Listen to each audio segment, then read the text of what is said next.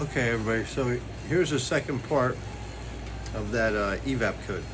So I'm just going to show you where I zip tied it, and then I went on to something else because I went underneath the vehicle and all the rest of the vacuum leads go to a canister under the passenger side fender, and it's connected. So the only one I found was loose was at the intake manifold. So we're going to make this a short video, and I'm going to show you, I'm going to put a light on the subject and then I'm going to show you. Don't use a big zip tie, just use a very thin one, probably 4 cents, and that's it. And then just tighten it up, and then we're gonna reset the codes, and we're gonna keep on test driving. The thing is, it's a little complicated. If you set the code, it's not gonna come right back on. It's gonna sense vacuum leaks front, back. And a lot of people think, oh, evap code, fuel cap. I tell you, 99% is not the fuel cap. But we might go get one. We're gonna try the obvious first before we just start replacing parts, because you could actually test your vacuum. You could actually test your fuel cap. I don't know. I think maybe I can go to Advance Auto and I can give them the cap. I don't know. I gotta figure that one out. I think I've seen it though. So let me show you what I did. I gotta get a light on it first. And it was a really simple fix so far. So I'm going to show you down this way. It's really hard to see right here. If you can see the end of my pointer, there's I just added a small zip tie right there. That's it. I'm just going to go a little back and forth because I really can't see what's going on. That's it. On that vacuum port right there. Actually, it should be tighter. Look, it actually loosened up again. I'm gonna put 2. I'm gonna put another one on there. I mean, I tightened it up because it was basically just falling off. So I'm gonna add another one and really tighten it down.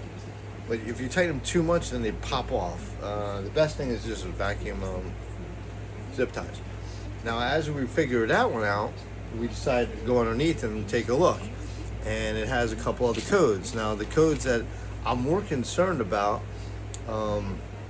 this time, I didn't get to an ABS yet, but that pressure switch pending. Oh wait, it's stored.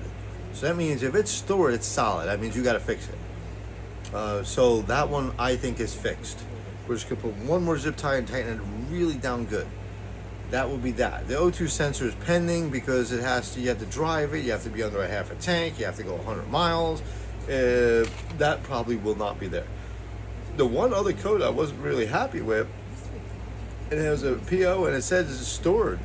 It said catalyst 2.1 efficiency, 2/1 efficiency. I was like, great, got a bad cap. That's not good to have because that could be expensive. And it's monitoring it. So if you really want to get rid of the code, you're gonna have to repair, or you're gonna have to replace the cat. You could cut out the cat, but that's illegal to do, so you're gonna have to replace the cat. You just gotta figure out which cat it is, and we're gonna go from there. We're gonna have to go to a little more diagnosing in that. Now, with all this diagnosing and everything, it's everybody's like, oh, just, it's got a code, just fix it. Yeah, I have 3 scanners on there. I have a laptop that's going through there. Let me just show you what I got going on inside. And just because you got the best scanner doesn't mean it's going to be the right one. So right here, you have 3 different scanners. You have an old OTC, wouldn't find the code, no communication. Snap-on scanner, wouldn't find a thing. I put a regular basic one right here. This is the one, found it, no problem. I got some phone call coming in, but let's just go to voicemail. And then behind you, we're going to show you, you got your laptop in the background there, right? So obviously, I like Apple. Apple is pretty much the best I love. So there's where you're gonna just throw the code out, Google or whatever, and it's P1494. It'll give you the code. It'll say evap leak detection pump pressure switch. Doesn't mean it's the pressure switch. It just means that. So when you read the whole thing, it says common causes. Evap leak detected pump pressure switch, loose or damaged evap system hoses. That's what it usually is. That's what I did fix. Or damaged evap canister. Now you're gonna have to start replacing parts for no reason. It says common causes, leak detected, pump pressure switch, loose or damaged evap hoses, cracked or damaged evap canister. So then you're gonna have to do a drive test after this. So that we're gonna end up there for the evap, and then I'm gonna keep on watching because I was more worried about the ABS sensor, and you keep watching, and it was so easy to find. I was like, I'm just looking, just look, bring the vehicle up, looking for the evap code. I didn't really see anything.